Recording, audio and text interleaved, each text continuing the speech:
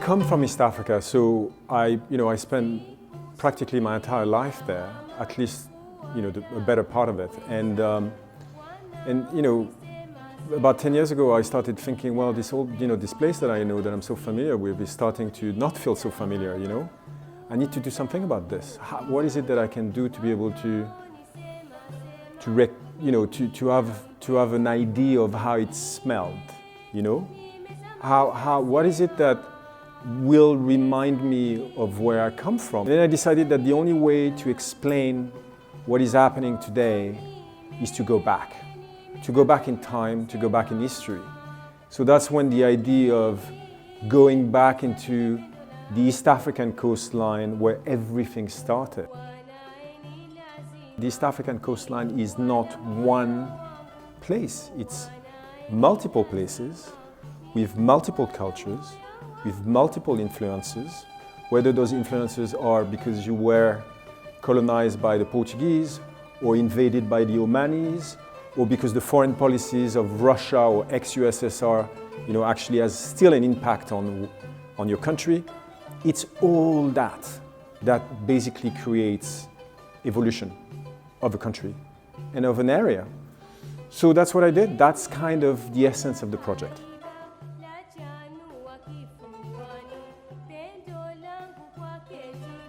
There's a global time that is connected but at different space or pace or gears. There's an acceleration in everything, all over the world right now, but everybody, and that's what I discovered in Mosquito Coast, is when you're in Mozambique, you really are at a different speed of one's evolution. When you cross the border into Tanzania, it's the same thing. You realize that you are somewhere else, even though we are talking about the same coastline. And it's fascinating, actually. And I discovered that within the project itself. I didn't know it was going to be like that. So it was like a time machine of, Mozambique, you're still in 1992, Tanzania, you're 1989, you go to Kenya, you're in 2019, you go to Somalia, you're in 1991.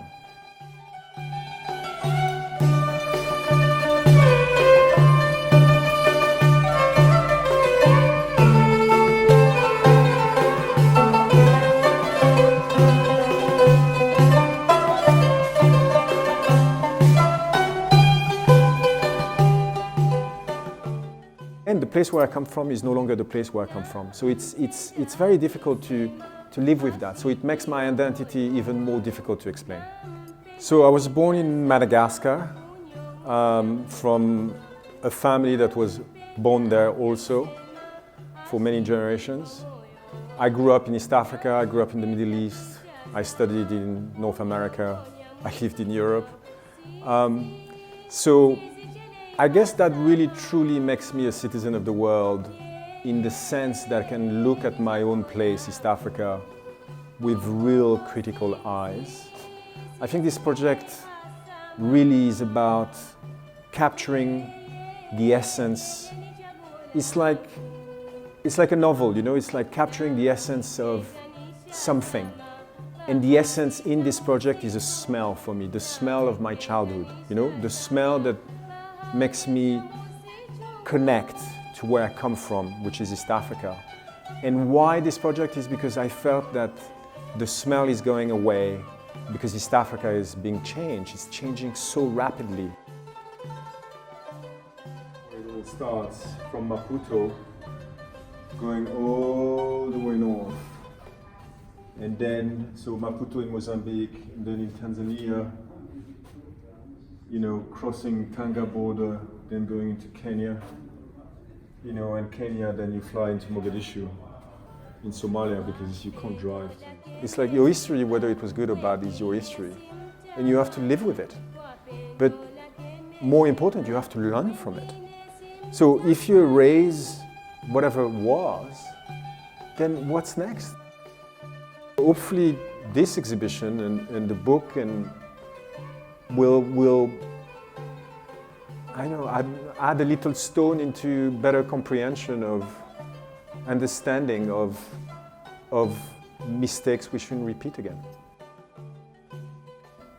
So this is the book which the exhibition is based on, and my friend, colleague, wonderful character, John Lee Anderson, wrote, "It has been Guillaume's destiny to document the demise of the old ways and natural environment of the continent that gave him birth." What's interesting is when he wrote this, that was like 5 or 6 years ago, when the book was in preparation.